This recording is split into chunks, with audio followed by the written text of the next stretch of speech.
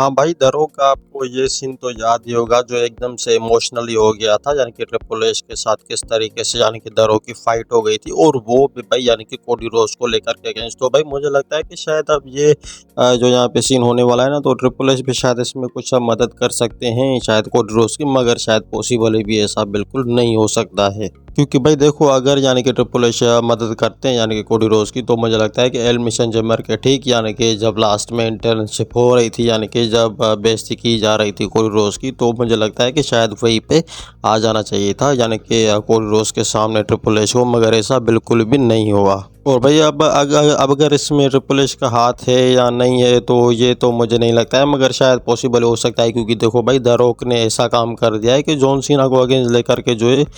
खड़ा कर दिया है यानी कि कोडी रोज के सामने। तो हो सकता है भाई ट्रिपल एच को भी कर सकता है, मगर ये ट्रिपल एच क्या बंदा है जो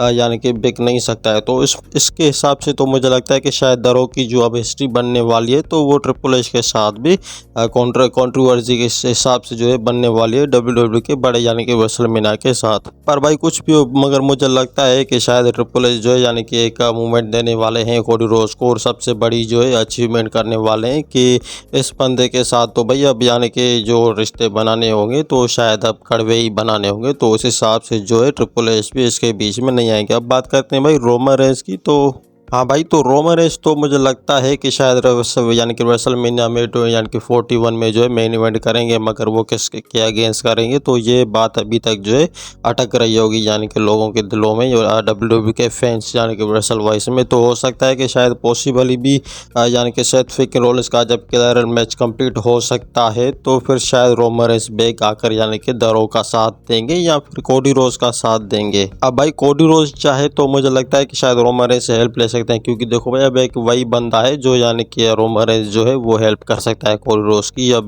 पॉसिबल भी ऐसा हो तो नहीं सकता है, मगर क्योंकि इसीलिए मैं ये कह रहा हूँ क्योंकि रोमन रेंस की जो भी अचीवमेंट है यानी कि जो भी भरोसे के लायक यानी कि जो बंदा है, तो वो ऐसा समझ लो कि द रॉक की जो इंटर्नशिप यानी कि चैंपियनशिप के हिसाब से, रिटर्न के हिसाब से, तो वही यानी कि बेसिक यहाँ पे रखी गई है रोमन रेंस के लिए। हाँ भाई, पर ऐसा हो सकता है ट्रिपल एच अगर चाहें तो यानी कि रोमन रेंस को हेल्प यानी कि कह सकते हैं हेल्प करने के लिए, कोडी रोज के लिए हेल्प करने के लिए। मगर भाई अब देखना यह है कि कोडी रोज के अगेन अब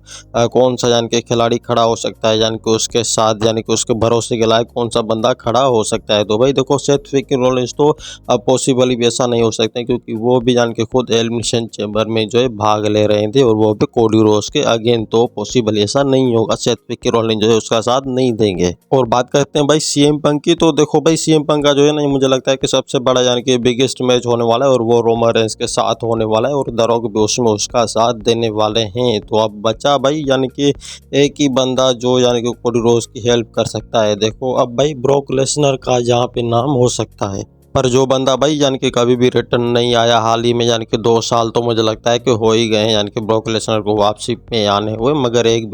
बार भी हमें उसका रिटर्न जो है नहीं देखने को मिला। तो अब देखते हैं कि आपको तो ये अच्छी तरीके से, भाई मेरे से ज़्यादा तो मुझे लगता है कि आपको अच्छे से पता होगा कि यानी कि रोमन रेंस को यानी कि अब कोडी रोज का जो है अब नेक्स्ट यानी कि पार्टनर कौन होने वाला है। तो आप कमेंट में बता दीजिएगा।